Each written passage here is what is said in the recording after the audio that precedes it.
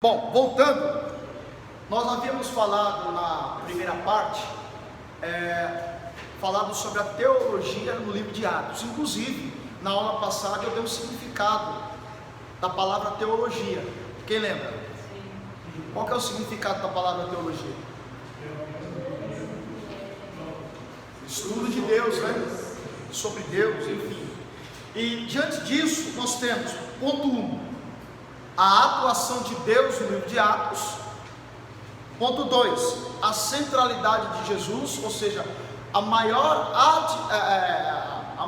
atividade de Jesus no livro de Atos é batizar a igreja e proteger a igreja. Até porque quando Saulo está perseguindo a igreja, Cristo é o advogado da igreja. Saulo, Saulo, porque tu... Mas Saulo não está perseguindo os cristãos? Sim ou não? Mas está tocando na propriedade de Jesus. É como se Jesus estivesse dizendo para Paulo: Paulo, a igreja é minha. Então, nós temos aqui a centralidade de Jesus. Primeiro, batizando a igreja no Espírito Santo. Segundo, sendo advogado da igreja. Terceiro ponto, nós temos em Atos a maneira da salvação. A salvação somente através da graça divina, sem a necessidade de cumprir antigos preceitos e requisitos da lei mosaica. Este foi a conclusão a que os apóstolos chegaram no primeiro concílio da igreja em Atos capítulo 15. Depois, se você puder, leiam Atos capítulo 15, onde naquela reunião de obreiros, pastoreada pelo presidente da igreja em Jerusalém, o apóstolo Tiago.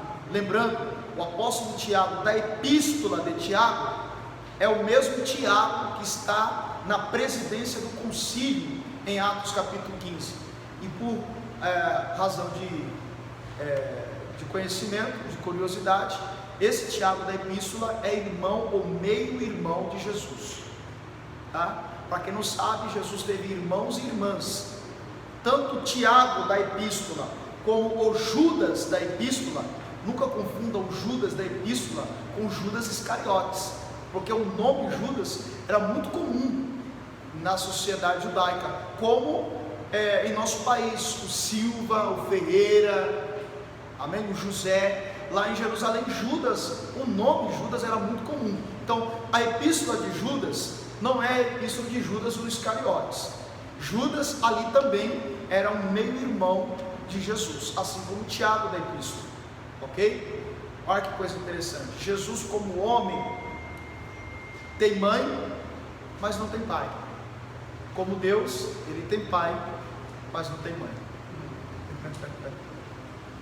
Coisa linda, né? Então vamos lá. A maneira da salvação em Atos dos Apóstolos é a pregação ou a decisão do concílio de Jerusalém, onde em Atos capítulo 15 ficou decidido que a salvação deveria ser por meio da fé, e não pelos rituais e pelas obras da lei. Então o livro de Atos dos Apóstolos traz a transição do judaísmo para o cristianismo. Se eu não me engano, em uma das nossas aulas nós falamos sobre isso, essa transição da guarda da lei do judaísmo com a fé do cristianismo.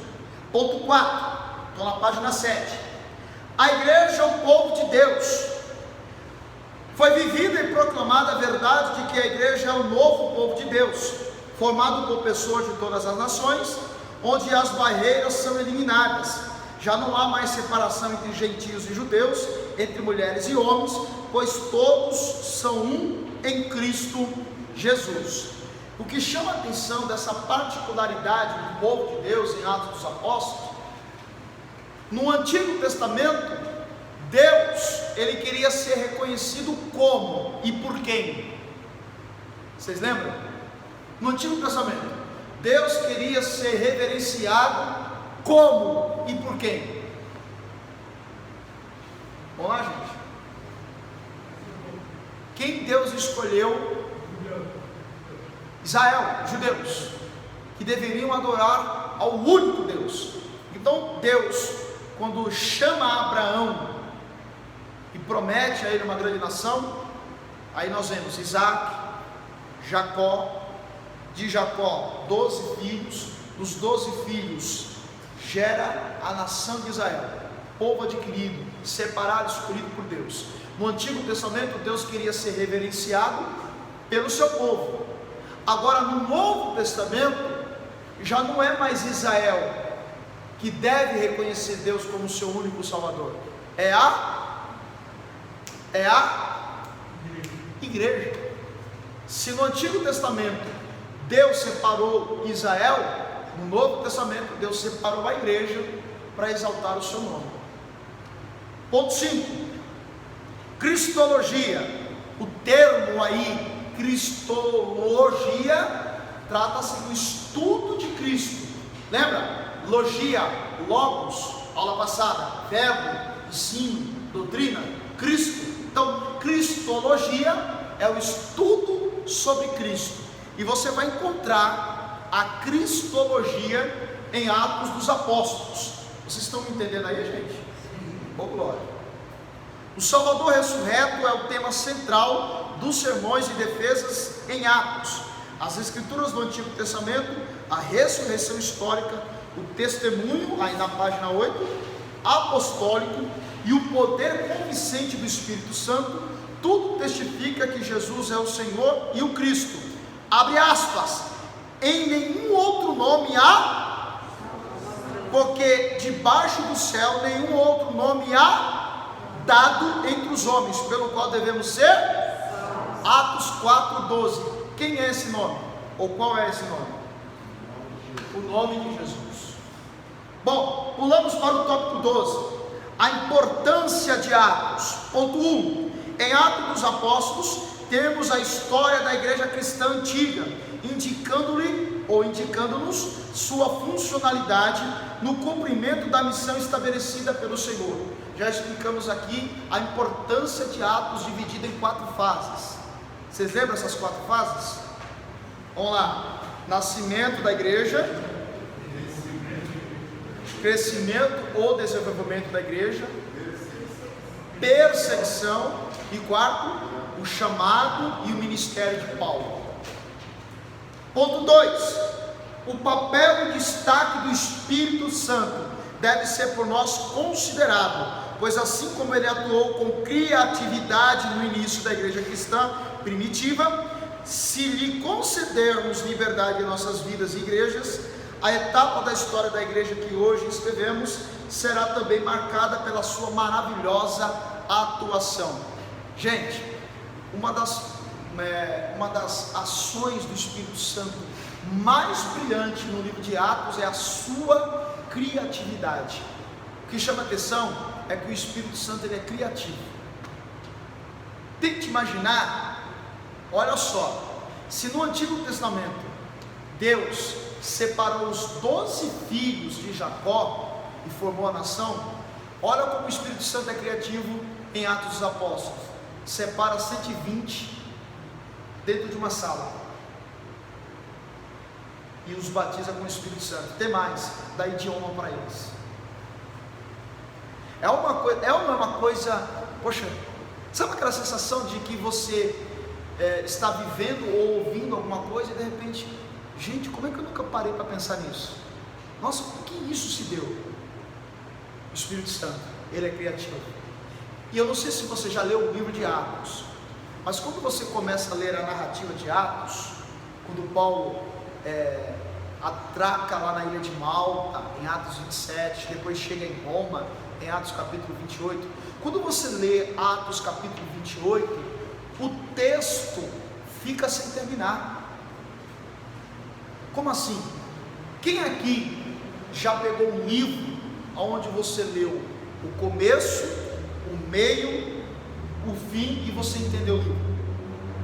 Acho que todos nós aqui, pelo menos uma vez na vida, você ouviu uma história, começo, meio e fim. Porém, Atos tem começo, meio, mas não tem fim, tem continuidade. Se você pegar Atos capítulo 28, Atos não termina. Atos não termina. Por quê? Porque é o Espírito Santo, por intermédio da sua igreja, que dará continuação de Atos. Olha que coisa interessante. Você sabia que nós somos Atos capítulo 29, capítulo 30, capítulo 31, 32? Se eu te disser que você é a continuidade de Atos, porque Atos não termina. Você pode ler o livro de Atos capítulo 28, não termina. O Espírito Santo, ele está contando com você para dar continuidade. Você é Atos 29. Você é a história que não termina. Coisa bela. Você pode encontrar isso no livro de Atos dos Apóstolos. Ponto 3. Atos dos Apóstolos é um livro que enfatiza o que, gente? E a exposição gente, 80% do livro do Atos dos Apóstolos se ocupa na prática do ensino. Vocês lembram da primeira aula introdutória? Quem esteve aqui vai lembrar. Eu disse que no Novo Testamento nós temos quantos livros? Vocês lembram?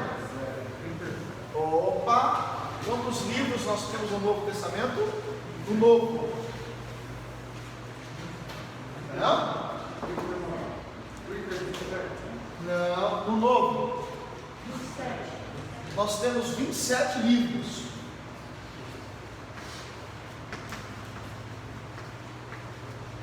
Nós temos 27 livros no Novo Testamento. Desses 27, 21 são epístolas. E quando nós entrarmos no mundo das epístolas, você vai ver que as epístolas são as doutrinas para a igreja que nasce em Atos capítulo 2. Isso quer dizer o quê? Que 94%, não é 94? Isso, 94%, 94% do Novo Testamento é ensino.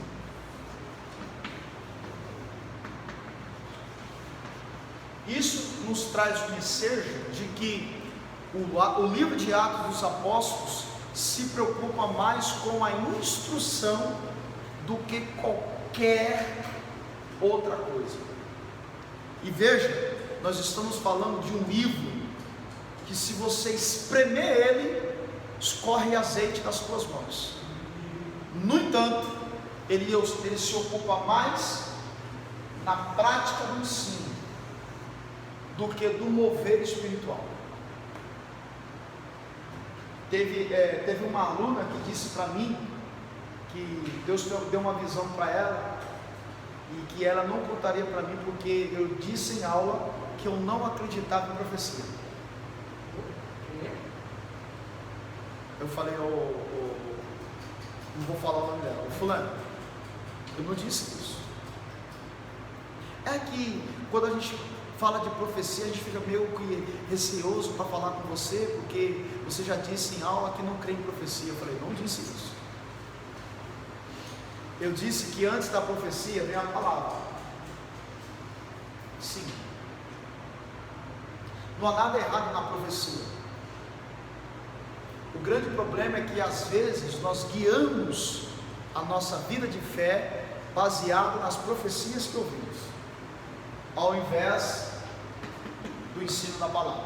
Gente, vamos lá. Diante de um culto que você participa, Deus fala ou não fala? Na vida do pregador, sim ou não? Sim. E por que alguns insistem em procurar depois do culto para uma oraçãozinha? Deus não tem nada para revelar aí. É a parte fácil, né? Esse que te diz. Aí eu te pergunto, e a palavra? Deixou lá atrás. A gente não está anulando o poder do Espírito Santo. Deus pode revelar. Deus pode te usar e me usar em profecia para falar com você. Só que essa não é a principal ferramenta na prática do ensino.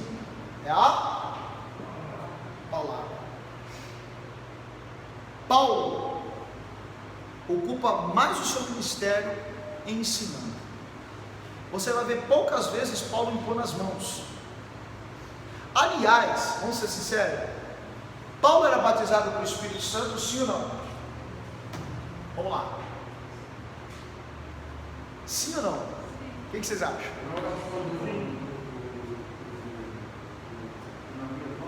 Hã? Não entendi. Sim. Sim. Recebeu. Mas ali foi em línguas? Bom, vamos lá. Atos 19. Vamos ler o texto. Atos 19.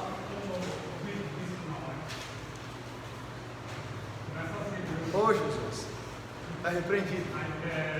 Quando ele vai lá até que se pegou na festividade, ele fala. É o texto que nós vamos ler. Olha só. Olha só. Eu vou ler o texto e vou fazer duas perguntas baseadas. Viu, Cláudio? Eu não estou te perguntando. Eu sei justamente onde você quer chegar. Atos 19. O texto abre dizendo que Paulo chega em Éfeso. Quem pode ler o texto a partir do versículo 1? Bem alto, para sair no vídeo. Para sair o áudio no vídeo.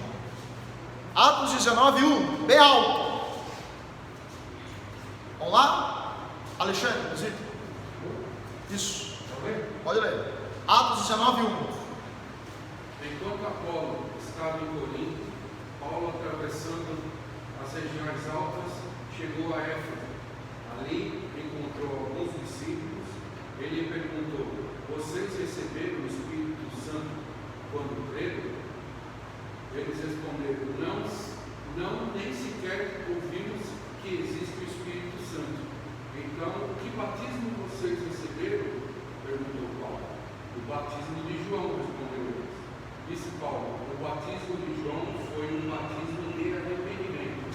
Ele dizia ao povo que cresce naquele que viria depois dele, isto é, em Jesus. Continue. Ouvindo isso, eles foram batizados no nome do Senhor Jesus. Quando Paulo lhe impôs as mãos, veio sobre eles o Espírito Santo. Ponto. Obrigado. Paulo impôs as mãos. E esses 12 homens, 12 ou 7? Agora me fugiu. 12. Esses 12 homens foram batizados com o Espírito Santo. Paulo impôs as mãos e o Espírito Santo foi derramado sobre eles e eles foram batizados no Espírito Santo. Vou fazer a pergunta de novo. Paulo era batizado no Espírito Santo? Sim ou não? Sim. Se ele está colocando as mãos, e o Atos capítulo 9 dá a entender que ele é batizado no momento em que Ananias ora e ele volta a enxergar. Mas ali não está falando que ele falou em línguas, não fala que ele falou em línguas. A pergunta que eu fiz é: Paulo é batizado no Espírito Santo? É, mas você não vai ver Paulo falando em línguas em Atos. É evidência, não é evidência Não, a evidência de ser batizado no Espírito Santo é o falar em línguas. Paulo falava em línguas. Você vai ver Paulo falando em 1 Coríntios 12 sobre os dons espirituais e falar sobre línguas. Paulo ele vai dizer: olha, vocês têm que orar, porque quando nós falamos em línguas, nós oramos bem. Quem fala em línguas se edifica. Paulo diz isso em 1 Coríntios 12, no capítulo 14. Então Paulo, ele declara que ele é batizado, que ele fala em línguas. Só que no livro de Atos você não vai ver Paulo xarabacou, xarabagai. Veja bem, o que isso indica? Paulo não anula as ações do Espírito Santo, muito pelo contrário, ele está colocando as mãos e o Espírito Santo está sendo derramado. Ele não anula as ações do Espírito Santo, só que a prioridade dele é o ensino. Porque se você pegar nas entrelinhas, toda manifestação espiritual no livro de Atos, toda manifestação espiritual vem depois da palavra. Você pode pegar isso nos cultos. Qual é o momento em que nós mais extravasamos, falamos em línguas, os pentecostais, tá? Falamos em línguas, pulamos, choramos na presença de Deus. Qual o momento do culto?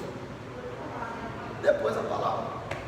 Então, eu quero responder para essa irmã que eu repito, eu não falei que eu sou contra a profecia. Eu só estou dizendo que a minha vida não pode ser guiada por uma profecia.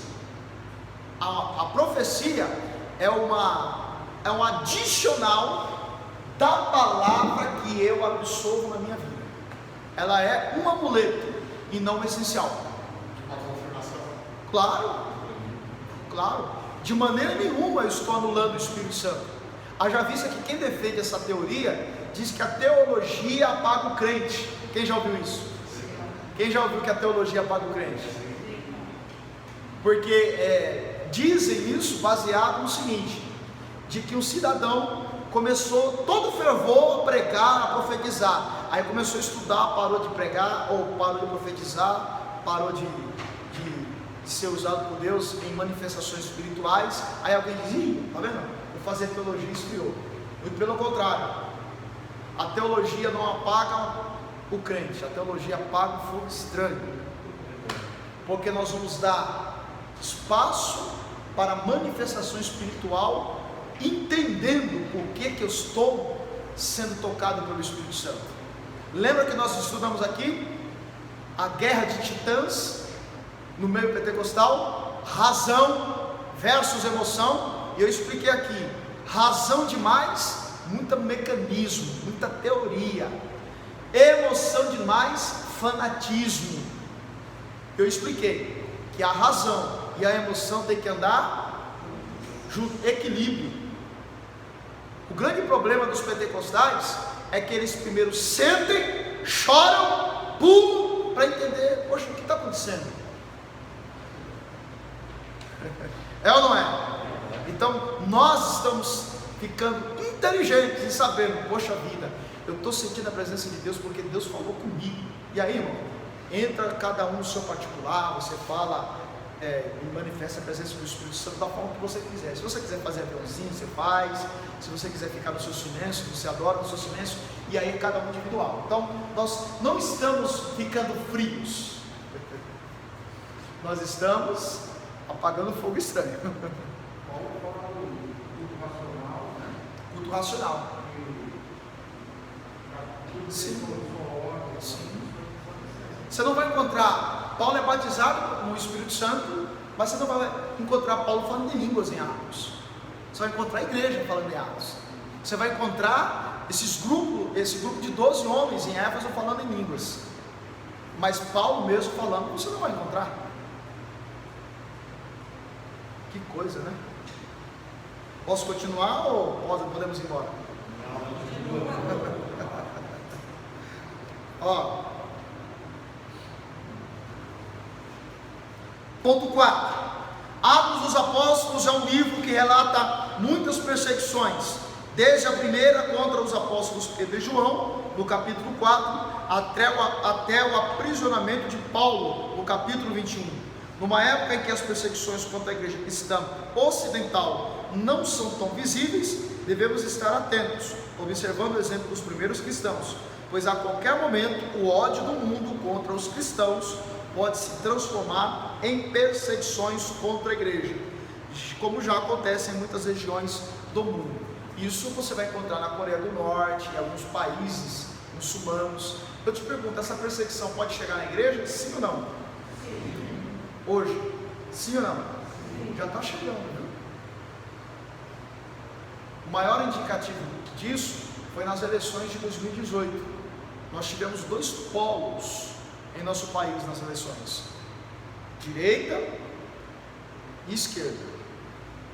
A maioria elegeu o da direita, e aí os da esquerda atacam quem está no governo, que é da direita, e por consequência acaba atacando a igreja, porque os esquerdistas creem que quem colocou o atual governo foi a igreja. Agora, orem muito para que nas eleições de 2022 a coisa se mantenha, porque se for para o governo o governo esquerdista, Meu Deus. se prepare, igreja, porque o ódio vai vir sobre a igreja. Por quê? Porque na cabeça dos esquerdistas, e nós acreditamos que isso vem do mundo espiritual, tem uma ação maligna por trás de tudo isso. Na cabeça, na mentalidade dos esquerdistas, quem colocou o atual governo na presidência foi a igreja, foram os evangélicos. Agora tente imaginar se um esquerdista subir a rampa em 2022.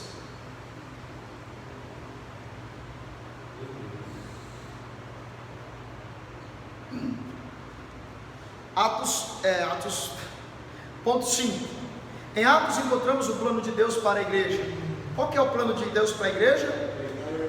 Para todo mundo. Gente, uma pergunta que fica no ar. Apocalipse. Mateus capítulo 24, versículo 14. Veja aí. Mateus 12, 14. Até agora eu acertei o capítulo, mas errei os versículos. Mas acho que eu acertei agora. Mateus 24, desculpa, tá? Mateus 24, versículo 14.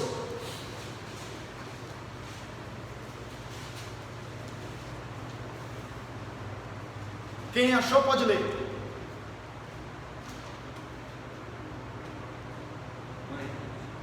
Leiam. Essas boas novas a respeito do reino de Deus anunciaram em todo o mundo como testemunho de todos os que estão ouvindo.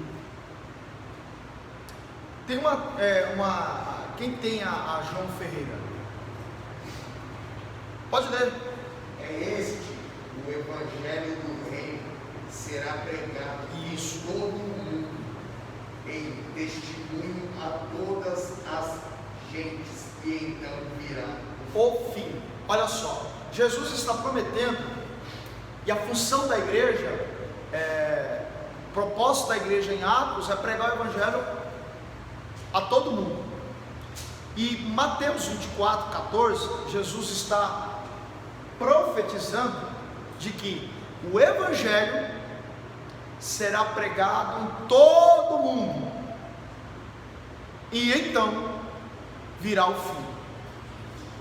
Baseado nesse texto, e tendo como a maior função a igreja em Atos a pregação do evangelho para todo mundo, eu te pergunto, esse fim aí de Mateus 24, 14 é aonde?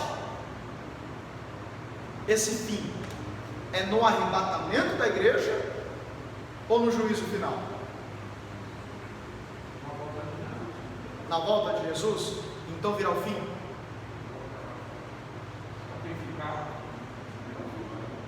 Aí que tá. A gente, olha só, e claro, fique à vontade para discordar de mim, tá? Eu não estou aqui como o dono da razão, o dono da verdade. A gente cresceu na igreja. Quando eu digo cresceu, a partir do momento em que você aceitou Cristo, você sempre ouviu alguém dizer o seguinte: olha, quando você pregar o evangelho, quanto mais pessoas pregarem o evangelho, nós iremos apressar a volta de Jesus. Quem já ouviu isso? Isso é errado. Está errada essa afirmação. Por que está errado? Esse fim aí não é no arrebatamento da igreja, é no juízo final. Por que eu estou dizendo isso? Porque a pregação do evangelho não termina no arrebatamento, ela continua na grande tribulação. A pregação do evangelho continua na grande tribulação. A igreja vai ser arrebatada e o evangelho vai continuar. E a maior evidência disso é que Jesus vai mandar 2 testemunhas no Apocalipse para pregar o evangelho. Sim, é verdade. Aí tem esse detalhe aí que nós não entraremos no assunto por causa do debate que se estende. Então, o evangelho continuará sendo pregado depois que a igreja for arrebatada. Pregada por quem? Pregada por quem? Pelos que ficaram, pelos afastados, pela própria natureza, pelas testemunhas que descerão do céu do Apocalipse, pela a igreja perseguida, pelos remanescentes de Israel, os 144 mil judeus, continuarão pregando o Evangelho. Essas pessoas, por exemplo, vamos pegar alguém que ficou para trás. Jesus arrebatou e a pessoa ficou. Qual é a única pregação que ela pode pregar ou ouvir? Não aceite a marca da besta. É a única pregação. A única pregação. Não aceite a marca da besta e espera Jesus voltar no Armagedon. É a única pregação. Por quê? Não tem arrependimento. Mesmo que a pessoa se arrependa, o Espírito Santo já foi retirado da terra.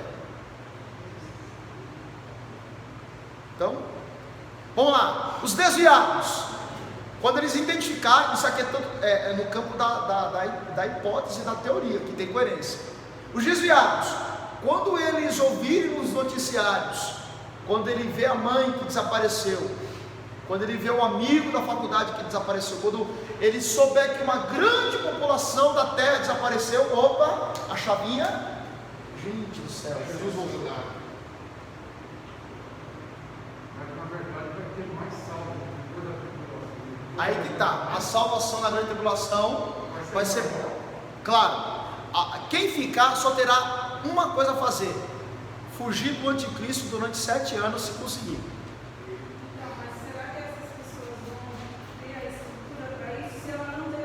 Aí que está. Aí o Evangelho será pregado por mais. Vai ser diferente, né? Claro, totalmente diferente. Sim, sem o Espírito Santo para convencer. Até porque o poder e o efeito da palavra que é produzido pelo Espírito Santo hoje não terá depois do arrebatamento na grande tribulação. Nós cremos dessa forma. Porque veja bem, hoje nós pregamos e você sente a presença de Deus, você chora. Na grande tribulação, a pregação não terá efeito. Realmente ser conquistada a força, porque o Porque veja bem, não terá aquele efeito do Espírito Santo por intermédio da palavra. Isso é importante a gente saber. Claro, tem que fugir do anticristo de toda forma. Se for pego sem a marca, eu acho que a pregação maior vai ser lembrando. aliás, a própria vida. Eu acho que vai ser Exatamente. lembrando da pregação passada. Não, isso é uma partícula que pregará o Evangelho. Eu não estou me referindo aos judeus salvos, tem ainda as testemunhas que descerão do céu. Então o Evangelho continuará sendo pregado até o dia em que a igreja voltar com Cristo para a batalha do Armagedon, aonde ali Satanás, os demônios serão lançados no inferno. Ali é o fim da pregação do Evangelho. Você entendeu? Então veja bem, esse texto, esse fim não se dá no arrebatamento, porque o Evangelho vai continuar sendo pregado, ok? Esse é o ponto. E só voltando, eu entrei nesse assunto porque o livro de Atos nos recomenda a pregar o Evangelho. O que Jesus disse em Lucas 24, 49, que nós já lemos esse texto? Jesus disse antes de subir: ficai em Jerusalém até. Depois que vocês receberem a virtude, depois que o Espírito Santo descer, vocês devem ser minhas testemunhas aonde? Jerusalém, Judeia, Samaria e até os confins da terra. Esse é o objetivo de Atos. Pregue o Evangelho por onde você for. Essa é uma das funções que nos orienta e nos instrui o livro de Atos. Muito triste, né? Porque quem está me pregando, de repente vai pegar para mais pessoas, mas daqui a pouco vai ver que alguns já desistiram, se voltou. Esse é o preço de quem ficar. Por isso que a salvação é individual. Eu não vou te levar para o céu porque eu prego para você. É você que tem que se cuidar,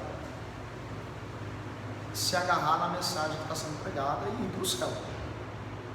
A pergunta que a dúvida que surge é: por que não ir agora no arrebatamento? Por que esperar a grande tribulação? E não será igual no período da graça, porque com certeza haverá todo um processo de tortura, pressão psicológica. Essa é a marca da besta? Fome. Gente, quem ficar para trás só tem uma coisa a fazer, aliás duas: não aceitar a marca e fugir do anticristo, os seus exércitos e a sua polícia, para não ser pego. Se for pego sem a marca, dá para ter uma noção, né, professor? Porque você viu essa doença, quantos evangélicos se renderam à doença? Gente lutando por estar com máscara. Tente imaginar essa ideia. E outra coisa, bom, se pegarem você e matassem você logo, mata logo, porque eu estou sem a marca, eu creio em Jesus, eu vou para o céu. Mas não vai ser assim. Se renderam. Aula encerrada. Porque antigamente é escrito: ao que perseverar.